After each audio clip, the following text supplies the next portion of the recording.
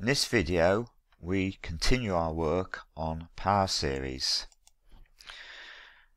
We have seen already that the Maclaurin series for a function f of x is a series f of 0 plus x times the first derivative of f at 0 plus 1 over 2 factorial times x squared times by the second derivative of f at 0 plus 1 over 3 factorial times by x cubed times by the third derivative of f at 0, all the way along with the general term being 1 over n factorial times by x to the n times by the nth derivative of f at 0. And that the Maclaurin series is an infinite series. We have seen that the result that f of x equals the Maclaurin series may be true for all values of x, or it may be true for some values of x. And in the previous video, and the exercises attached to the previous video, you will have discovered that the Maclaurin series for e to the x is 1 plus x plus 1 over 2 times x squared plus 1 over 6 times x cubed all the way along to 1 over r factorial times x to the r, and that is valid for all values of x. You will have worked through the natural logarithm of 1 plus x and discovered that that starts off as x minus a half x squared plus a third x cubed minus a quarter x to the 4, but that the Maclaurin series is equal to the original function if x is greater than minus 1 but less than or equal to 1. In the previous video we established the power series for cos x together, and you should also have worked through and discovered the power series for sin x. And the GeoGebra work suggested that these series are actually valid for all values of x. So let's have a look now at some examples using power series. So for our first example, we've got to start by obtaining the derivatives of e to the minus 2x sine 3x and e to the minus 2x cos 3x, and then we've got to find the first 5 terms in the Maclaurin series of e to the minus 2x sine 3x. So using the product rule, the derivative of e to the minus 2x sine 3x is going to be minus 2 e to the minus 2x sine 3x plus 3e to the minus 2x cos 3x. And similarly, the derivative of e to the minus 2x cos 3x using the product rule is minus 2e to the minus 2x cos 3x minus 3e to the minus 2x sine 3x. So we want to find out the first 5 terms in the Maclaurin series expansion of e to the minus 2x sine 3x. So let's put f of x equal e to the minus 2x sine 3x. Then first of all, f of 0 is certainly equal to 0. F dash x we have already got is minus 2e to the minus 2x sine 3x plus 3e to the minus 2x cos 3x. Putting x equals 0 gives me f dash 0 is 3. Now I need to get the first 5 terms, so that's f of 0 plus x times f dash 0 plus 1 over 2 factorial x squared times f double dash 0 plus 1 over 3 factorial x cubed times f triple dash 0 plus 1 over 4 factorial x to the 4 times the fourth derivative of f at 0. So I need to do some more differentiations of f of x. Using the two results that we established in part A, we can now easily write down what the second derivative of f is going to be, and that is that the second derivative of f is minus 2 times minus 2e to the minus 2x sine 3x plus 3e to the minus 2x cos 3x plus 3 times minus 2e to the minus 2x cos 3x subtract 3e to the minus 2x sine 3x,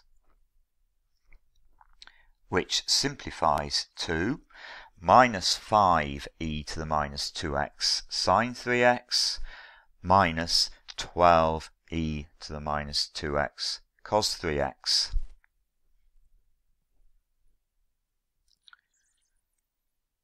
And that enables me to deduce that the second derivative of f at 0 is minus 12.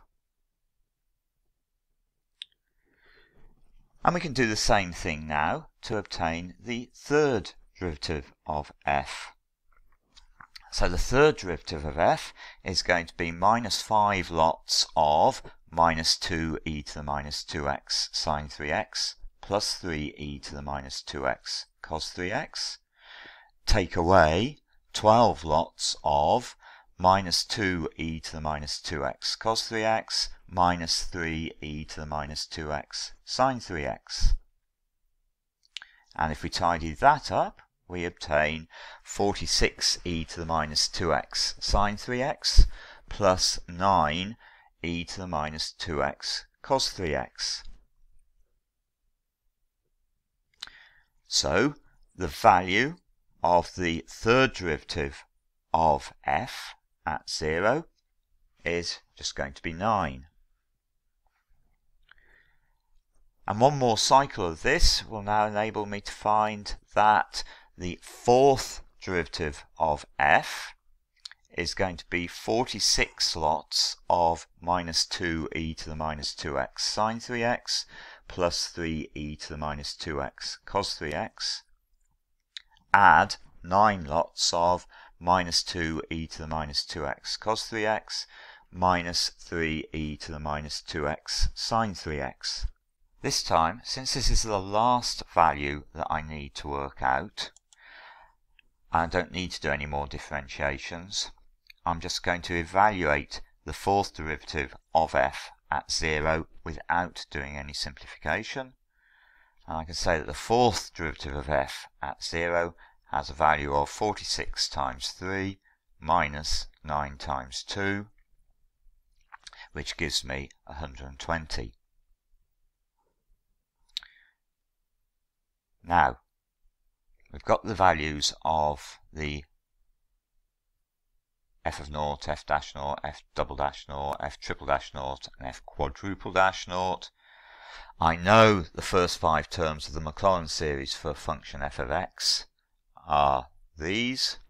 So the first 5 terms of the Maclaurin series for e to the minus 2x sine 3x are 0 plus 3x minus 12 over 2 times x squared plus 9 over 6 times x cubed plus 120 over 24 times x to the 4, which simplifies to 3x minus 6x squared plus 3 over 2x cubed plus 5x to the 4.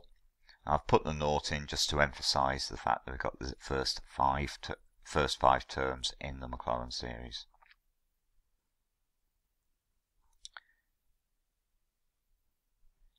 Now there's another way of attacking this question, and that is to use the standard results that we know from the formula booklet for e to the x and sine x to deduce the terms up to x to the 4 in the Maclaurin series for e to the minus 2x sine 3x.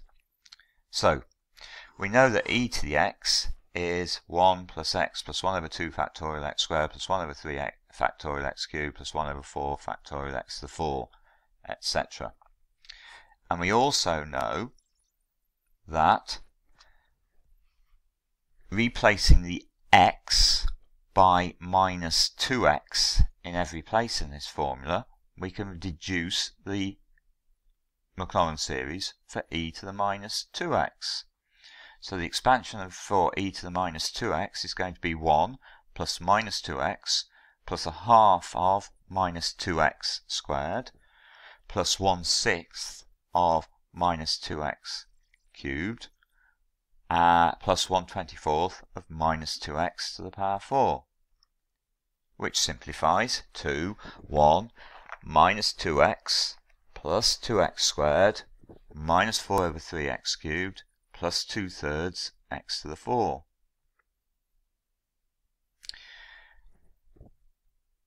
We also know that the terms up to x to the 4 in the expansion of sine x are simply x minus 1 over 3 factorial x cubed. So if I want the terms up to the x to the 4th term for sine 3x, all I need to do is replace the x's by 3x throughout this formula. So I can say that sine 3x is going to be the same as 3x minus 1 over 6 times by 3x cubed plus higher terms. In other words, sine 3x is 3x minus 9 over 2x cubed plus higher terms.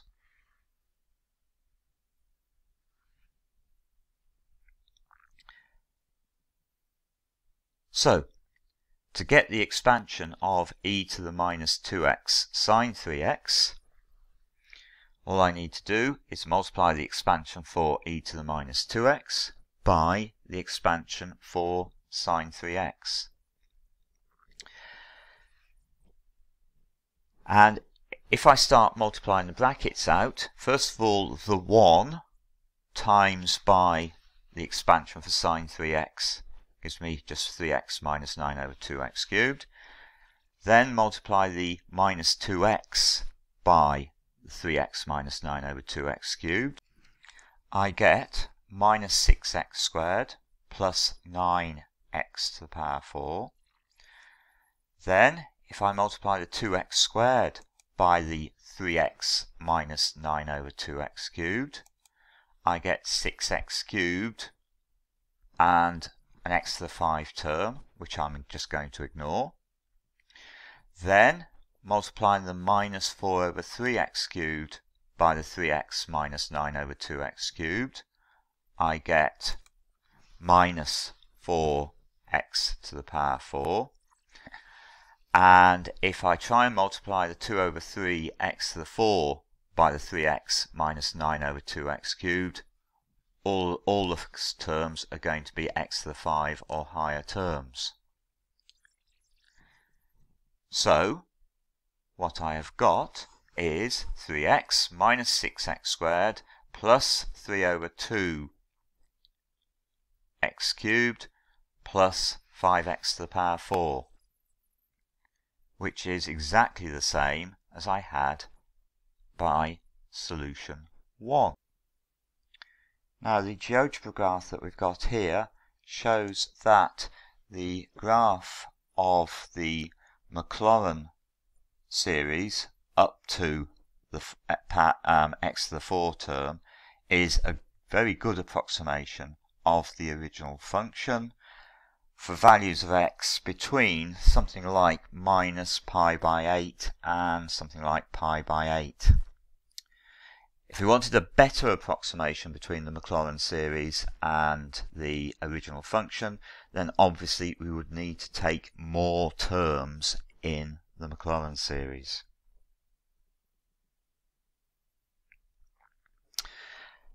So for our second example, we've got to find the Maclaurin series for f of x equals 1 over 2 plus cos x, given that x is so small that x to the power 4 and higher terms can be ignored, and then we need to deduce an approximate value for the integral between 0 and 0.1 of f of x.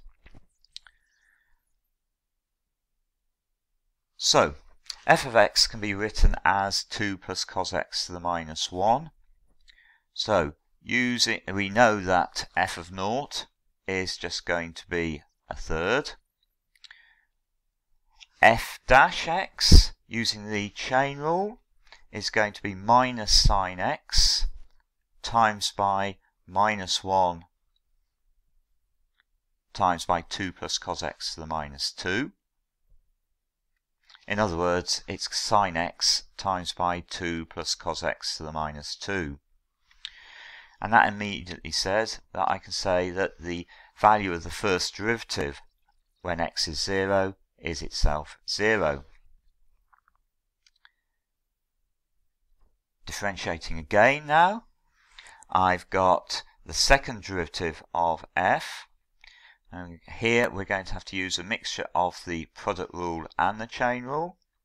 So the second derivative of f is going to be cos x times by 2 plus cos x to the minus 2 plus sine x times by the derivative of 2 plus cos x to the minus 2, which is minus sine x times by minus 2 lots of 2 plus cos x to the minus 3.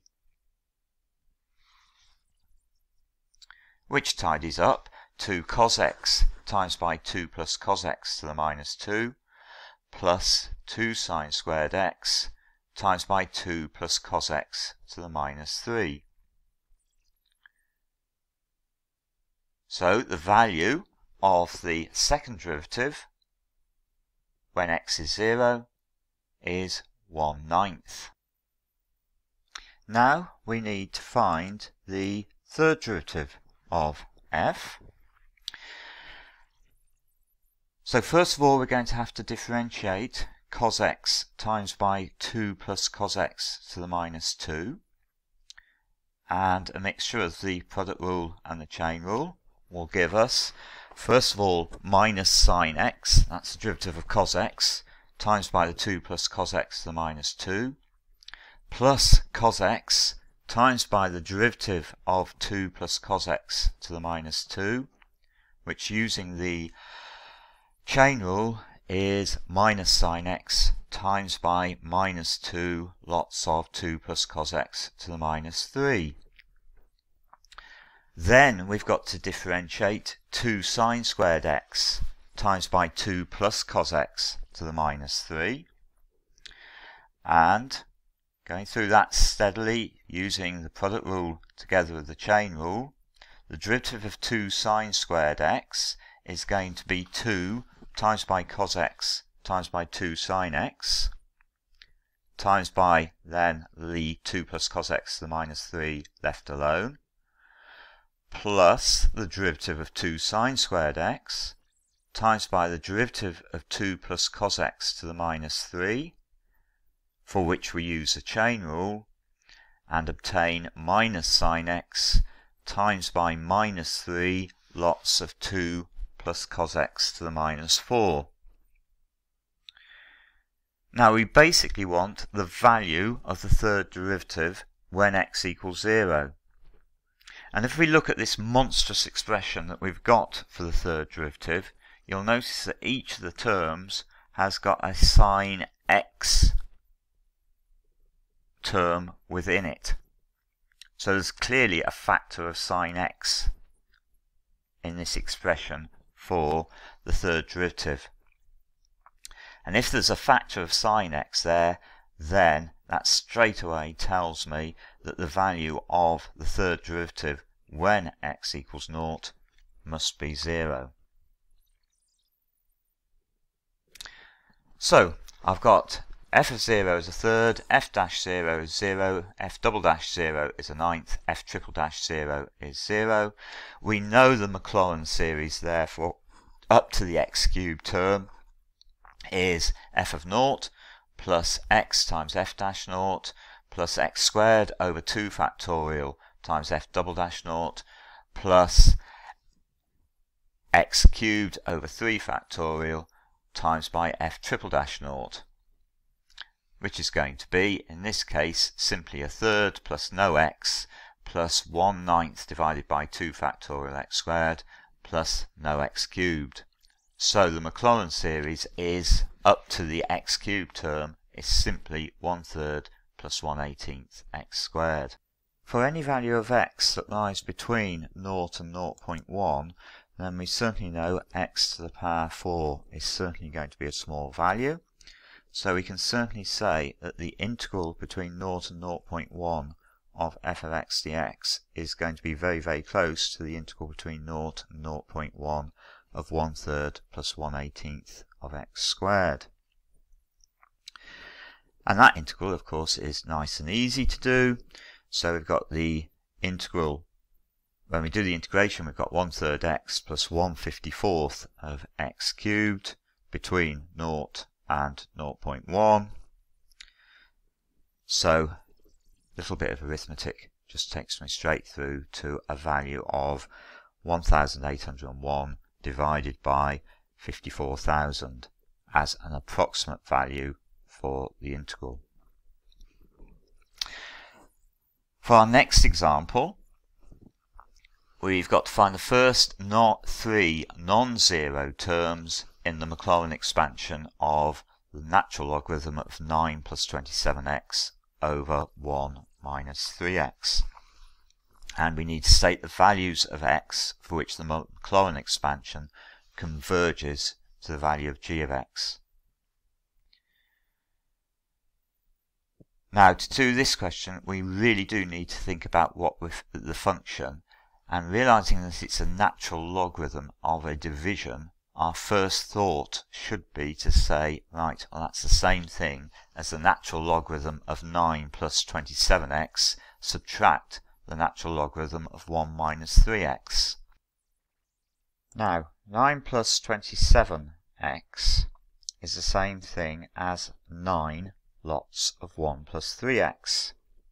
So the logarithm of 9 plus 27x is the same thing as the logarithm of 9 lots of 1 plus 3x, or the logarithm of 9 plus the logarithm of 1 plus 3x. So we can write g of x as being the logarithm of 9 plus the logarithm of 1 plus 3x minus the logarithm of 1 minus 3x. Now, we know that the logarithm of 1 plus x is equal to x minus a half x squared plus a third x cubed, etc., provided the value of x is greater than minus 1 and less than or equal to 1. Replacing the x here by 3x, we can say that the logarithm of 1 plus 3x is going to be 3x minus a half of 3x all squared plus a third of 3x all cubed minus a quarter of 3x to the power 4, etc., which simplifies to 3x minus 9 over 2x squared plus 9x cubed minus 81 over 4x to the 4 plus higher terms. And that is going to be valid provided the value of 3x is greater than minus 1 and less than or equal to 1. In other words, that x is bigger than minus a third and less than or equal to 1/3. Similarly, if we return to the expression for the logarithm of 1 plus x and replace x by minus 3x, we're going to obtain the expansion of logarithm of 1 minus 3x as minus 3x, take away a half of minus 3x squared plus a third of minus 3x cubed minus a quarter of minus 3x to the power 4 and higher terms, which becomes minus 3x, take away 9 over 2x squared, take away 9x cubed, take away 81 over 4x to the 4, and that this will be valid provided the value of minus 3x is greater than minus 1 and less than or equal to 1, which simplifies to saying that x is greater than or equal to minus a third but less than 1/3. So, There we have all our results so far. We can now then say that the expansion for g of x is going to be the logarithm of 9 plus the expansion for the logarithm of 1 plus 3x minus the expansion of the logarithm of 1 minus 3x, which simplifies to the logarithm of 9 plus 6x plus 18x cubed. And this is only going to be true provided we satisfy both the condition that x is greater than minus a third and less than or equal to 1/3, and the condition that x is greater than or equal to minus a third and less than 1/3. In other words, this is only going to be true if x lies between minus a third and a third. Part B of the question says that given that the first three non-zero terms in the Maclaurin expansion of g of x are the same as the first three non-zero terms in the Maclaurin expansion of h of x, where h of x is a plus bx times e to the kx plus e to the minus kx, we have to find the values of the constants a, b and k. So let's have a think about the Maclaurin expansion of h of x. We know that the expansion of e to the x is 1 plus x plus a half x squared plus 1 over 6x cubed, and with the general term of 1 over r factorial x to the power r. So the expansion of e to the kx plus e to the minus kx, well, the expansion of e to the kx is just going to be 1 plus kx plus a half of kx all squared plus a sixth of kx all cubed, etc. And the expansion of e to the minus kx is going to be just 1 plus minus kx plus a half of minus kx squared plus a sixth of minus kx cubed, etc. So simplifying that, we simply get 2 plus k squared x squared plus higher terms. So h of x is a plus bx times by e to the kx plus e to the minus kx. So the expansion of h of x is going to be a plus bx times by the expansion of e to the kx plus e to the minus kx, which we've just seen as 2 plus k squared x squared. So we have a plus 2bx plus bx squared x cubed. And this will be exactly the same as the expansion of g of x if, first of all, a is the logarithm of 9. Secondly, that 2b is the same as 6. In other words, b has got to equal 3. And finally, that bk squared has got to be the same as 18. Well, we already know that b is 3, so that means that we need k squared to equal 6. So k is either plus or minus root 6.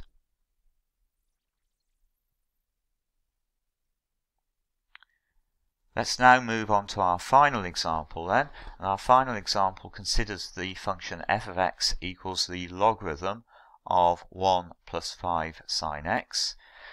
We've got to find the f-0 and f"0 and hence write down the first three terms of the Maclaurin series for f of x. And then having done that, we've also got to find the first three terms of the Maclaurin series for e to the 6x take away e to the 2x. And finally, we've got to find the limit as x tends to 0 of the logarithm of 1 plus 5 sine x divided by e to the 6x minus e to the 2x. So, starting with f of x equals the logarithm of 1 plus 5 sine x, then f of 0 is certainly equal to 0. Differentiating gives me the derivative of f is 5 cos x over 1 plus 5 sine x. and that tells me that the value of f dash naught is 5. Differentiating again will require the quotient rule. So I've got f double dash x is going to be minus 5 sine x times by 1 plus 5 sine x. Take away 5 cos x times by 5 cos x all over 1 plus 5 sine x all squared. So the value of f double dash 0, or the second derivative of f at 0, is simply going to be minus 25. So, for small values of x, we've got f of x is going to be approximately equal to f of 0 plus f dash 0 plus f double dash 0 over 2 factorial times x squared, etc. That's the Maclaurin series. So the first 3 terms in our Maclaurin series are going to be 0 plus 5x minus 25 over 2 times by x squared.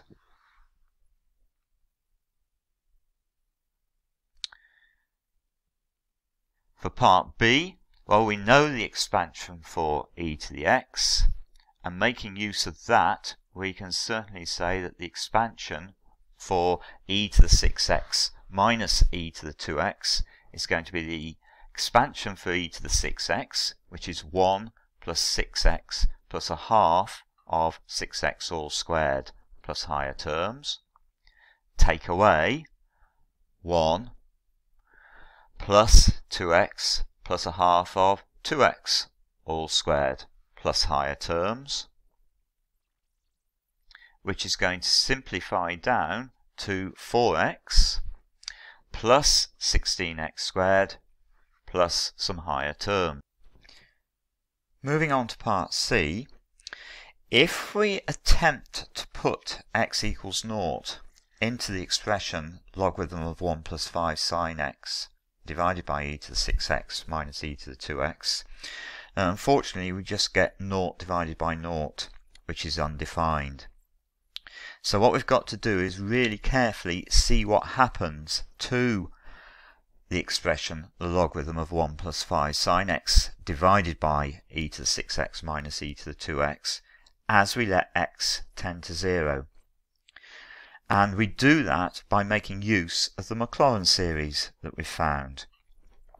So we know that the logarithm of 1 plus 5 sine x divided by e to the 6x minus e to the 2x is going to be equal to 5x minus 12.5x squared plus higher terms divided by 4x plus 16x squared plus higher terms, provided the value of x is reasonably small. Well, we certainly know that if we're letting x tend to 0, x is small. Now, both the top and the bottom have got a common factor of x. So dividing through by the common factor of x, we can say that the logarithm of 1 plus 5 sine x divided by e to the 6x minus e to the 2x is going to be the same as 5 minus 12.5x plus higher terms divided by 4 plus 16x plus higher terms for small values of x.